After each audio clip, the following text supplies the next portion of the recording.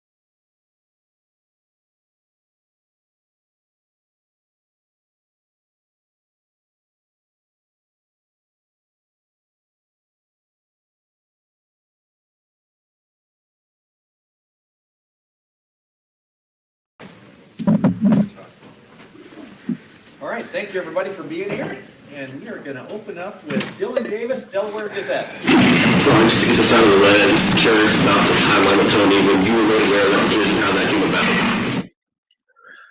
Yeah, I was made aware last week, and so now we're into the process of identifying replacements. Excited about the group that we've already identified, and maybe thorough in the process. I think the good news is we're not in a situation where we have to make a quick decision based on recruiting or the portal or anything like that. So I talked to the running backs. They're great. They're actually going to be part of the process. I'd like for the part of the interview process for the running. I'll make the decision part of it, but the input of the running backs will be important as well. But it was actually fun today. I coached them out there today, so that was fun. And we had a really good practice. Was that decision sprung upon you, or was that something that you kind of had an idea that maybe it was coming down the road? I didn't know for sure until I was actually told. But now the focus is about trying to find the right person. I think it's the best running back room in the country right now, and so I think it's an exciting job, and the candidate pool has been excellent. Jeremy Birmingham, the podcast. Ryan, as you get into this week of practice, how do you break up the quarterbacks differently? I mean, now the pads are on, now that there's maybe a little bit more to learn this week. How do you separate those guys, and is there a plan for that you can let us know? Yeah, we rolled them again today. We were on and off the field in less than an hour and a half because it's our first practice back coming off of spring break, first day in pad. So a lot of things here that led us to believe the best thing to do is to kind of be on and off in an hour and a half. The next two practices will be longer and more physical. And so, Chip and I are going to get together on that, figure out how we break down those reps, but there'll be a lot more reps the next couple practices. We're still only 3 practices in, so we just want to roll them as much as we can, get as many reps as we possibly can. But like you said, as we start getting into the heart of practice, we'll start to divvy up those reps the best we can. Bill Landis, Kings of the North, and the podcast. Right. Just trying to get, lay the land on the offensive line, especially on the right side. How fluid are things there with Fryer and Montgomery and Tegra and all those guys? Are you kind of letting them all play and see what shakes out, or how's that go? Yeah, today was the first day in pad, so.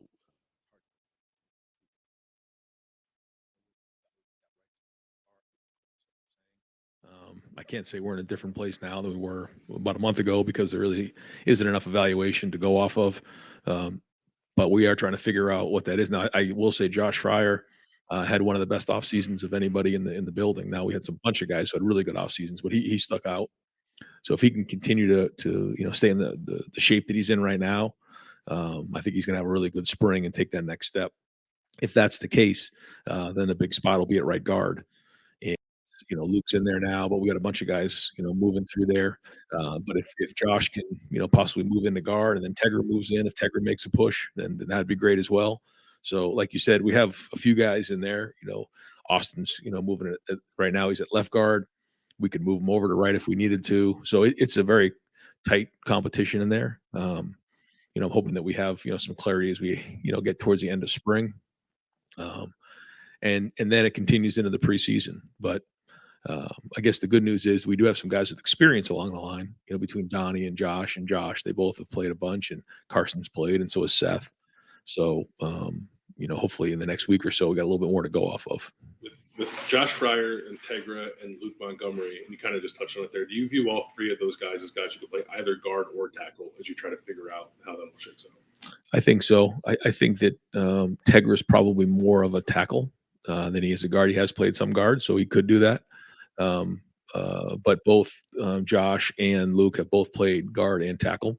So we're going to try to figure out who the best 5 are. We've always done that. And figure, who plays the tackle best, who plays the guard best, and go from there. Dave Biddle, 24/7 Sports. Ryan, Chip hasn't been here long and only 2 practices while Tony was still here, but I'm sure there was plenty of meetings and stuff like that. What's your level of concern now that some of the stuff that Chip's implemented, granted it's early, will now be shared with your rivals? Yeah, we, we're nowhere near where we're going to be as we head down the road. This is, that was 2 practices in the spring, and a lot of what we did was, what we've done in the past, and then we sprinkled in a couple things that Chip's done. But there's just so much more that he has that's out in front of us. But I think more importantly, like this could look differently moving forward in terms of our offense. Just how we're doing things, who's in what spots. We have really good receivers, we have really good tight ends, we have good running backs, but ultimately it comes down to what the quarterback can do well, the types of throws that he can make. The run game will look different. It just will. And that's a long time and a long journey to get to next November. So, I just think there's going to be so many twists and turns along the way that I think, and now with the quarterback communication, being able to use that, which we've utilized the first 3 practices, that's been good. That certainly allows us more flexibility as we call plays. At linebacker, it seems like Cody Simon, from talking to James Laurinaitis and Coach Knoll, seems like Cody's locked in. What about the other linebacker spot? Sonny, CJ Hicks, Gabe Powers. How do you feel about those guys? Very competitive in each team drill. You see us for the first, we call them racks, in 11 personnel. And so then you'll see nickel in the game there. You're seeing a lot of guys rotate in and out around there. But then when you put 12 in the game, and we get into base personnel on defense, now you're seeing, Sonny do a little bit of that Sam linebacker. So he has some flexibility there. And again, this is another one, I don't have a ton of updates because today was the first quick day in pads, but you are seeing those guys learn those positions. And then hopefully in the next week or so, you're seeing progress in certain areas. And then, Jim and the defensive staff will sit down and say, okay, here's we need to invest our time moving forward. And these are big decisions in the offseason. The season's a long way away, and it's a long way away to get to where we need to be. But the decisions that are made over the next month or so are going to be critical in terms of the development of our team. Tony Urban, Buckeye Huddle. Right, back to the helmet communication stuff. Can you just explain how you were doing that, how it's working, and who's talking into who's here, basically? Yeah, so they're allowing us 3 devices in the helmets per practice, which is a little bit difficult because we have more than 3 quarterbacks, and then we also have the defensive side of the ball. So I wish there was more available, but there isn't. So right now we're working with 3. And, right now we've worked with the offensive side. They're going to be practices where we give the 3 devices to the defensive side so that Jim can work with that. But, it's been good to kind of work through that. Chip dealt with it when he was in the NFL. And so he has experience in that. The easy thing is when you're in a huddle, you just call the play, the quarterback calls the play, and that's simple. But there are other ways to build in different kind of hybrids between signals and calling it into the quarterback. There's verbal, and then there's the physical signals. So we'll use a bunch of different ways to do it. We'll use wristbands, we'll use signals, we'll huddle. We'll try to find as many ways to be creative in that area, and it's something new in college. So each day we're learning a little bit more about it. We're getting feedback from the quarterbacks and from the players. Like today, it would be just the 3 quarterbacks would have it, and then You got it. Maybe Thursday, Cody and Gabe and. You got it right. That's exactly what it is. Yeah. So that the tricky thing we learned early on was we had 2 huddles going on early. I think you guys were at practice the one day we were doing formations, and so Chip was calling it in to the guys in the 1 huddle, and poor Lincoln, he's got it in his head, and I'm calling him the plays, and there was a voice in his head. He thought he was going crazy for a second. So he said, "Coach, I got to take this helmet off." So we learned that we can only have 1 quarterback getting the call at once. But no, I think the good thing about it is the quarterbacks are hearing the call. So if let's say Will's up there or Devin's up there, Lincoln's getting the call in his head, he's also seeing the signal. Stephen Means, Cleveland.com. A little bit more on quarterback, just for who's running the room right now as you're trying to do it? Who you're going to find to run the room permanently? Running backs? Me. Yeah. Yeah. Have you ever worked with a running back room before? No. What's that experience been like? It's been awesome. It's It's been great. It's been great. Yeah, I think we went in there and put up the first play, and the first play I think I went off for 20 minutes on 1 play. I think some of the guys are looking around like, oh boy. But it was great. I think it's going to be good for them to see it through the eyes of a quarterback. I think it's really good for them in the passing game. I think it's really good for them overall to understand from a high view on things. So we've had great meetings. We have a very intelligent group in that room. They're really good. They're diligent about taking notes. Again, I think it's the best running back room in the country. So whoever we hire is going to have an unbelievable opportunity and a great group of guys. And obviously, Tony was probably one of the more valuable recruiters for you, especially the way he recruited. How much is that a part of the process of finding someone who can replace that element that he brought to the table? Yeah, I think when you're bringing anybody into the program, you're trying to figure out, what is their expertise. I shared this with the team. I think it's important. We want to be the best team we can possibly be next year. We have a bunch of talent, but it's not about individuals. It's about the team. You need each other in order to reach a goal. That's what's special about football. So, the running back coach has to be an expert at coaching the running backs. You have to bring value every day. When you stand in front of a group of men, especially a group like we have in that room, your competency has to be at a high level. When you stand in front of anybody in this building, you got to know what you're talking about. And it's about building trust. And you do that through competency, through connection with somebody, and then your character and who you are as a person. And so when you have trust, you can really, develop guys at a high level. Now, the recruiting part is very, very important. And that's about building relationship and building trust through the recruiting process. Would we like somebody that has recruited at a high level already here? Yeah, I think that would be ideal. But that doesn't necessarily mean that, that's going to make the best player or the best coach for that position. I think about myself coming in here. I had never recruited at a place like Ohio State before.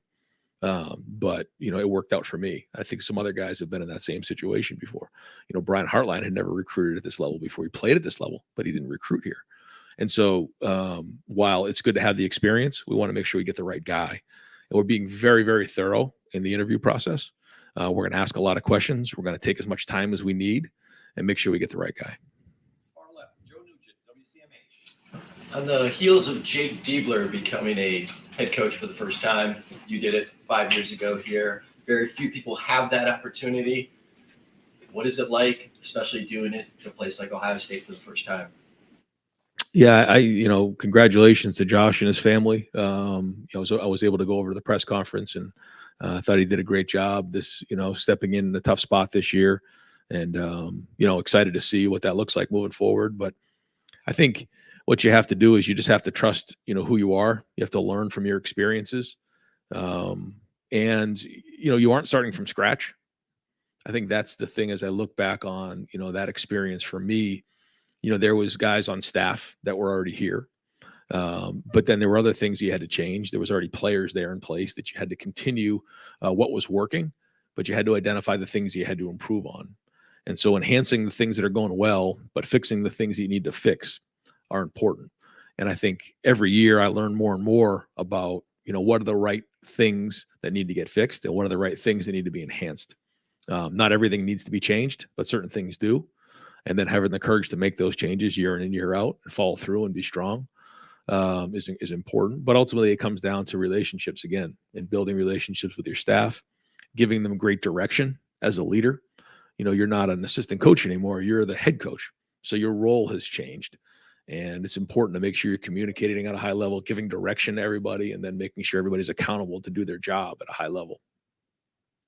Austin Ward, the podcast. Right. This was another offseason where you seemed intent on taking a step back from a position to be the CEO, and then 2 practices later, you're jumping in with the running backs. Can you just not quit, or what? I thought it's just a great opportunity to spend some time with those guys. And so I'm going to do that this week. And, we have a bunch of guys who can help. And actually, being at 9, we're able to, move somebody in. We'll have Rob help out a little bit, Tony Johnson help out a little bit. So that's good. But I think anytime I can do that, where I, spend a little time, even just a week with those guys, I think it's great. I'm still able to stay in special teams. I jumped into, some of the D-line meetings last week. I'll do the same thing in another week, jump into some other meetings. But the more I can sit in on those types of meetings, the better. In our off day, we switch between offense and defense. So while the offense is lifting, the defense will be meeting, and then vice versa. So that allows me to go over and be a part of that. So it's fun. I like to do it, be a part of, the different position groups, because I think, again, that builds trust. You're getting in front of those guys, and I think that builds a stronger connection with them. And so, I kind of jumped at the opportunity. Setting aside, I don't know, I don't want to speak for you. Maybe the COVID year was so unique, but every offseason has thrown weird challenges, curveballs at you. Does this one seem more chaotic than others you've been through? I don't know if you could rank them or not, but it feels like this is carried all the way over into March with things for you to deal with. Yeah, I don't look at it that way. I think early on, I think I said this to Jerry, because we talked about this a lot. Each year a different challenge comes, but that's the job. And you don't know what it's going to be, but to think that you're just going to have a normal off season that's cool, calm and easy waters. Job is trying not to, overthink it all or caught off guard is, you try to do the best you can do, plan ahead, having contingency plans in place and do it right. But at the same time, you have to adapt to what you got. And I think, we've done that. I think we've been aggressive, but I also think we've done what's right. But again, I just go back to this whole thing to me is about the guys who decided to come back. That to me was really important for a lot of reasons. It talks about our culture, it talks about our team, but I think it's important to have guys who not only are talented, but have played a lot of football before. And, I thought we got a little bit more last year with Tommy coming back, Kate coming back, but now to have all these guys come back as seniors is significant. And then we added and filled some holes, made some changes with the staff. So it's exciting, but that doesn't mean anything. It's just a bunch of individuals. Now we got to come together as a team, because ultimately the best team is going to win the championship next year. Going off the crazy off season and the running back change, how much does it matter to this team and to the players, the destination of where Tony Halford went? And how did you handle that? Obviously losing a coach, but losing it to your rival. No, I mean, our guys are, we say that the term all the time, win the moment. It's like, you just got to focus on right now. That doesn't matter. That game's going to come and there'll be a team over there and we got to win the game. What matters is, our guys. And, these guys are excited to see who the next coach is going to be, but they've been great. They've been positive and like I said, they're going to be a part of it. I wanted to, just because, like you said, in March, we're 2 practices in, the spring break, there's a change. I felt it was important for them to have some feedback on this and bring them a part of it. And I think they appreciated that. When you look at this running back room, you said it's the best in the country. It also is one of the most veteran when you look at Trey and Quinshawn and even Dallin. How much does that help you in this moment to know those guys, they're not new, they're not looking for as much guidance as some younger running backs? Yeah, I think it helps. I think, for the younger guys, it probably hits a little harder just because, they are younger. As you get older, you get a little bit more callous, you get a little bit more independent. But you still have relationships, and they're understanding that's part of the profession. But they've been good, and I think they, Trey, said it the best is that you rely on each other, and then the brotherhood is strong here, and that's just something we preach a lot is the relationships with each other, the love for each other, and ultimately that's what the power of the unit is all about. And so those guys in that room, they're strong and they're going to rely on each other. Ryan, how much do you need the second group of defensive tackles to step up this spring? Knowing that Tyler and Tyre are kind of set right there, where they're going to be. It's one of the focuses, I would say. Just spotlights right there to figure out who those guys are that are going to step up. There's a handful of guys in there that either came in last summer, like Jason Moore, or Will Smith didn't have a spring. Caden McDonald. Hero Canoe's now been here for a little while. I mean, there's a handful of guys in there that now this is their spring to step up. It's a very, very important spring to build depth in that area, like you mentioned. Do you think that Jason and Caden showed in year one the capabilities of taking that step into the spring, and what do you need to see from those two in particular that lets you know that they're ready for a role in a big game in November or December? The talent is there, that's for sure. You bring guys in at times and you say, well, maybe that's not the right fit and maybe they're not talented enough. That's not the case. They're definitely talented enough. Do they build the skill that they need and the discipline to get there? That's up to them. And so we'll know because, we have a good offensive line and they're going to challenge each other every day and they're going to have great opportunity this spring. So we'll get a good feel for that. They're going to have a lot of opportunity. They got to show up and produce. That's just the bottom line. And I think that's part of maturing as a player. You practice every day and it kind of, you check the box. Okay, I got through that practice, but eventually you got to start making plays. Like you said, in a game, you got to start doing your job. You got to grade out a champion. You got to make TFLs. You got to do your job at a high level and be accountable to the guy next to you. So it's just more and more of an emphasis on that. You're not just out there practicing. You're out there to win a job. So we'll evaluate it. We'll grade it. And then again, by the end of the spring, hopefully we identified some really good depth there, the guys that we can count on to go in the game because we're going to need it. It's a long season, as we know, and especially next year was going to be a new challenge for us. But we're going to have to play 5 deep, maybe 6 deep throughout the year. That's just the reality. So we need those guys, and so it is a big spring for them. Yeah, you and Chip are so aligned. You're friends. You think alike. He seems like the perfect hire. And yet, Bill O'Brien was your first choice. Can you just talk? Was that a timing issue? How did that play out? Because Chip seems perfect, and yet it was Bill. The way that I did it, and it's kind of the same way that we're doing it with the running backs, is like right out of the gate, I tried to identify an A-list guys that I felt like, all right, if we can hire this guy, I had 3 guys, and Bill and Chip were both on that list, and I felt like if we could get one of those, then we were in really good shape. And then there was a B list. And then, there was kind of a C list. And I felt like if we got to the C list, I was probably just going to go back to calling plays. I wasn't going to force it at that point. But it was more of a timing issue the first time around with Chip. And so, Bill became available, made that move, and felt like the timing was right on that. And then, that changed and then went right back to Chip. And the timing, even just a few weeks when you're dealing with all of that, comes into play. And, I think for Chip as well, there was a lot on his mind, and so he had to kind of sort through all that. And then by the time, Bill had left, I think he was in a different place based on a lot of things. So, it wasn't like I ranked them in that order. I kind of put them in, hey, this is the A list right here. If we can get one of those, man, we're where we need to be. And I'm kind of doing the same thing with the running backs right now. And Chip, he's kind of known or has been known as this offensive mastermind. And sometimes maybe those guys get short shrifted on how tough they are. How much toughness does he bring to this? Put your hand in the dirt and go, because I think there can be a perception of, they just like to kind of, have fun on offense and guru it. Yeah, I think, part of it is how you run the football. And he's done historically year in and year out. I mean, he knows how to run the football. He has a heavy hand in the run. The back run. You sit in here like I did the other day in a unit meeting, and he goes through a few of the runs. You'll see right out. It's easy to see not only how talented he is, but what he demands in terms of toughness and physicality. And I think the proof is in the fact that he's been able to run the ball wherever he's been. And so I think that's the way he is. That's the way he's always been. Dan Hope, 11 Warriors. Ryan, where do you feel like you're at the tight end position right now, and how many guys feel like you have ready to play there right now? I think G. Scott's had a really good offseason.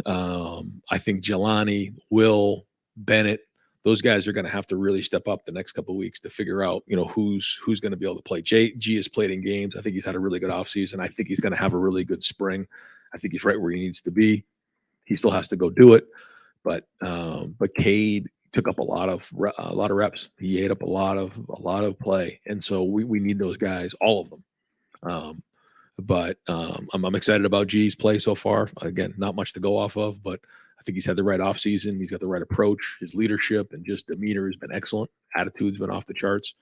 I think he's poised to have a really good year. Has to go do it. But then the rest of those guys, now they got to step up. We got to figure out what we can do there. And so we have been spending a little bit of time in 12 personnel to see, get those guys out there, get some reps. We'll start grading them here soon. We'll find out, but we got enough talent in the room. It's not like, we look in the room and say there's not enough guys. We got to go find somebody in the portal. That's not the case. I think we got to go develop them, but probably no more here again in a couple of weeks. Wide receiver, what kind of growth have you seen from Carnell and Brandon in their second spring, and how is Jeremiah coming along so far? Yeah, Brandon came in the summer, so it's just that you're a few months behind. Now this is his first spring. He's going through it. I think you're seeing a different player. His body's changed completely from where it was last summer. When he's in the right shape, he's really talented. He got great short area quickness. He's got just a competitive fire in him. He was really good in winter workouts. A couple of things he got called down on the mat. One, just fierce competitor, football player, tough. The guy you want on your team, that's Brandon Innes. And so now it's time for him to go play here this spring. But he's had a great offseason. Carnell is really, had a really good offseason as well. I think the sky's the limit for Carnell. He's extremely talented. He's been here now a year. So he went through the spring, went through a season. Now this is his second spring. So this is not new to him. Based on what we saw coming off of last year, where he's at right now, he's right on pace with some of those other guys. So, but some other guys have stepped up as well. You're seeing Bryson Rodgers step up. We need Jaden Ballard to step up in a big way. He's got to be a contributor now going into the season for us. Certainly Jeremiah has flashed. And so, it's been good to see some of those younger guys get out there, but we're going to have to build depth in that room. Mecca's the leader in there, and he's obviously done a great job, and he's healthy again, which is great. So it's going to be a good group, but we need to continue to push that depth, kind of like we talked about with the defensive tackles. Nathan Barrett, Cleveland.com. In general, how do you think of the factors of stability and tenure on the staff? Is that always a good thing to have that longevity? Is there a point for people when it gets stale, and do you hope that resolve itself on its own just through natural attrition, or is that something you have to be conscious of as you're making decisions? Yeah, I think it's a great question. It's something that I think about now going into this year. For me, every year as a head coach, you learn more and more, and you ask that question a lot. When is the continuity, or do you need to make changes in certain areas? And the best you can do is evaluate it year in and year out and figure out what's right. And you don't want to do a complete overhaul either. Especially when you get to be a play or two or a drive away from where you need to be. If things are just completely off, then yeah, you got to do some major overhauls. But just moving that compass a little bit sometimes can get it right. And I think that's the art of being a coach and trying to identify what those things are. But, sometimes it is good to make those changes. Sometimes it is good to have a little bit of a change of scenery, for folks, but it all depends on who that person is and the situation. When a guy's been here for 9 years and leaves for Michigan, how does that not feel like a betrayal in this building? I know fans kind of feel that way. Do you feel that way? Well, everybody has to make decisions, for them and for their family. And so, we try not to focus on that. We know that, we're going to play the schedule we play and that game's going to come and there'll be a team on the other side with a bunch of coaches and we'll go from there. So, we're not going to try to focus too much on that, but more about our team and that's what it's going to come down to. But like you said, people have choices to make in their life and they go and they have their careers. So, and I think for us, it's finding the right mix of guys, the right mix with the staff, the right mix of guys on the team. And, you just push forward from there, knowing that there's going to be twists and turns along the way. Any chance you want to tell us who that third A-list was? No. Jack Sawyer, you've talked a lot about the guys coming back. He seems to be kind of the ringleader of that group, or at least was last year. And then the way he finished the season, the leadership plus the Right. kind of coming together. How much can he make an impact next year, both on and off the field? Yeah, he broke down the team today after practice. I think, like you said, in the way he played in that bowl game, he had some demeanor to him. I thought he played his best football at the end of the season. But more importantly, it was saying, I'm coming back, got unfinished business. Let's go, boys. Let's rally around this thing. To me, that was a sign of great leadership. That's something I won't forget. And, that has a chance. Those kind of things have a chance to leave legacy behind. And being an Ohio guy, being from Pickerington, and he was one of the first guys to jump in early on. He helped recruit this class, and so he's a leader. And he's only getting better every year, and he's got to be the tip of the spear for our defense. Andy Baxter, Letterman Row. Right, you talked about Kenyatta Jackson last offseason as an NFL guy, someone that has a lot of prospects. Up and down season last year, he said that you helped him through that and kind of get over that hump at part of last year. What have you seen from his progress and kind of working through that? Kenyatta has so much talent, and it was great to see he and Paris, his freshman year, kind of work with each other. They would come after practice, they'd sit on the bench, they'd talk about the things that they did in practice against each other, and I think he learned from that. But it's the consistency. We believe in Kenyatta, and when Kenyatta's believing in himself and he's positive, boy, he can be one of the best players on that field. And so he's growing every single year and building more and more confidence by doing it on the field. And I think the guys in the room are helping him. But it's like anything else, when you're trying to get to places that are hard, when you're trying to climb that mountain to be the best in the world at what you do, like you said, an NFL player, you need the guys around you. And I think there's guys in that room. I think there's, coaches in the strength and conditioning area, the weight room, being the head coach, it takes a village. And so maybe some things that, you're not really innate at or good at, you can learn from somebody else.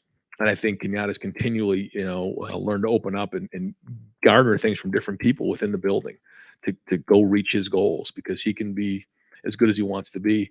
And so the challenge I know Coach Jay has put out for him is that consistency and believing in himself. And if, one bad play doesn't make it a bad practice, and one bad practice doesn't make you a bad player. You're going to have good plays and bad plays. It's like riding a bike. When you do something for the first time, you're going to fall off the bike. You got to get back on that bike and learn. And how quickly you get on that bike and drive is going to separate, how long it's going to take you from the next guy to go be great. But he has all the talent in the world, and he's working hard on that discipline and skill. Ron, you guys don't have a person on your assistant staff who's has the title of special teams coordinator Right. This year, first time in your tenure. Who's their primary point person for that? Yeah. So what we've done there, Matt Guerreri and James are going to work on punt and kickoff. And then Keenan Bailey and Brian Hartline will do punt return and kickoff return. I'm going to be very much involved with that. And then Rob Keys is one of our analysts, and he's allowed to coach the coaches.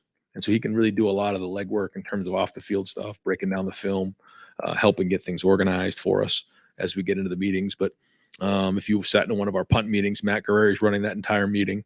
We get into punt return. Keenan will be up there. He'll be up there with a little bit of help from Brian Hartline, but I'm going to be right there for every meeting and being a part of it. But Rob is kind of the guy behind the scenes who's going to organize everything for the coaches.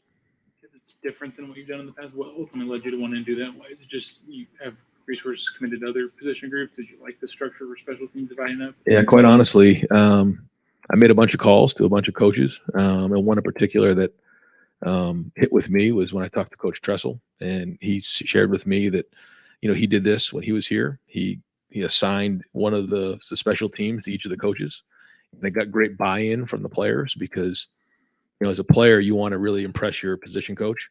You want to impress your coordinator. You want to impress the head coach.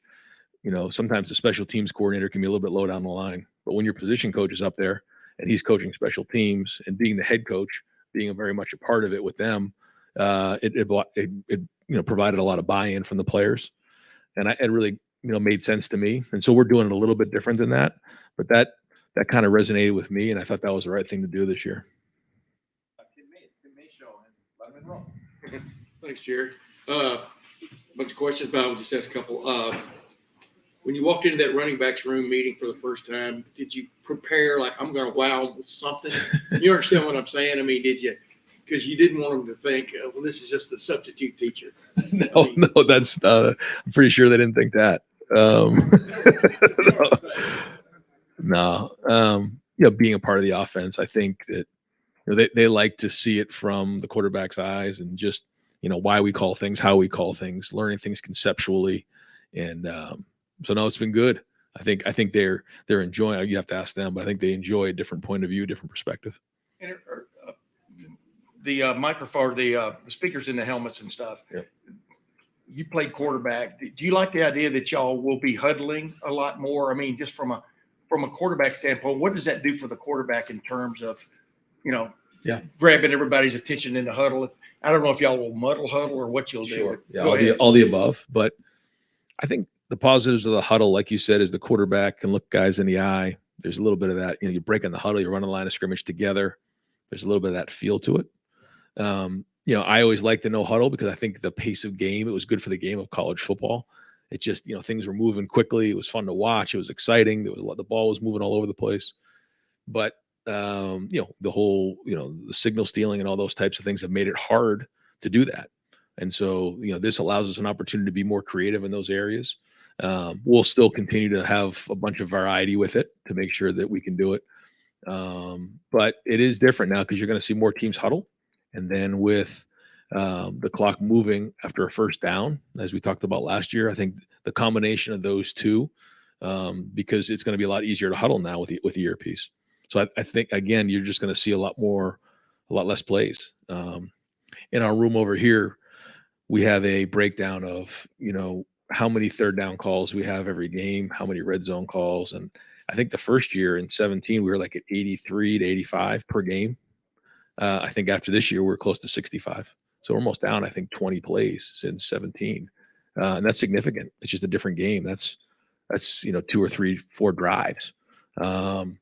So it just is what it is. You got to adapt with it. But I think those are the changes you're going to see. And really quick, there was a little video came out yesterday or a couple of days ago, but Jack Sawyer's lobbying Chip Kelly, find him a place on offense, get him a touchdown, things like that. Caden Curry got into the game with you guys last year.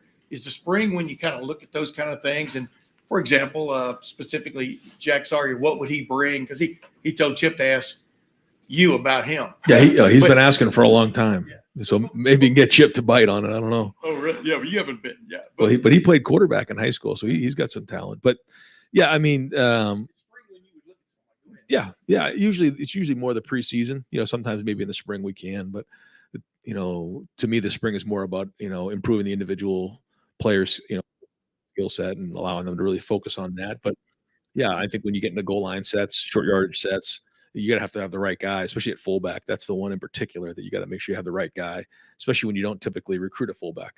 So that's why you've seen us use Caden Curry, even Caden McDonald in the bowl game to do some of that stuff. But we'll see. We'll see if you can talk Chip into doing something down there. Got time for just a couple more. Bill Benwick, Obviously, the Alford thing caught you off guard, but you have a chance to really completely remake your offensive coaching staff really over the last couple of years. Brian's been here a while, but even he's a young coach. How good do you feel about the potential of this coaching staff with Chip, with a running backs coach you feel confident about? Because I know the last couple of years you probably had to do more than you wanted to with a very young staff. How good do you feel about it? Yeah, I think it has the potential to be the best offensive staff in the country, and that's what our goal should be. Again, we're at Ohio State, so we want to have the best offensive line room, the best running backs room, the best DB room. We also have one of the best staff, and I think if we make the right hire here, we could do that. And like I said, I'm going to step back away from the offense, but at the same time, I'm still going to be around too. So I think it's exciting to still be a part of all of that. But watching Chip run it is going to be great. But yeah, I think when you look at the guys and the potential and the talent, the mixture of experience and energy we have in the room, to me, when I look across the country at everybody else's staff, I feel like this has a chance to be the best one. So we want to make sure we hire the right guy because I think it's a special opportunity. And at the center position, you were complimentary of Carson the last time we talked. He had his struggles last year. You brought in Seth. Kind of where do you see that position right now? Still early. Again, I could probably tell you more as we head into probably next week. But Seth's snaps have been great. I know that was a little bit of a concern. I think that had a lot to do with maybe the cadence or whatever. But so far, he's been doing great. Carson, for the most part, I don't think there was one issue with the snaps today. So that's critical. And then now they both have experience, so that's great. And then trying to figure out who the best five is will be important. But we'll evaluate it once we get on. You don't know about offensive linemen until the pads are on. You just don't. Today was a padded practice, but it was on and off for a reason. And then as we get some inside drill going, a few other things, we'll get a better idea. But they both have had good off seasons and good approaches. Well, we just I guess we're recruiting a punter. Yeah, I'm trying to remember where I'm at in all this. Yeah, right now we do have a couple punters on the team. We are looking at some other punters as well. It's the most political answer in the history of mankind right there. Ryan, do you know who's going to throw tomorrow at Pro Day? Yeah, I think the plan is for Will to throw and for Devin to throw both and be there for those guys because we do have several guys who are going to be running routes. Yep.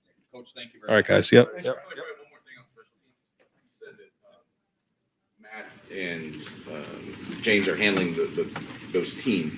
Yeah. Are they also coaching the specialists, or is there someone else that works with the specialists? Yeah. So in particular to their position, yeah. So Matt will be dealing with the punters and then I'll be involved with those guys as well. Yeah, the kickers and all that. Yep.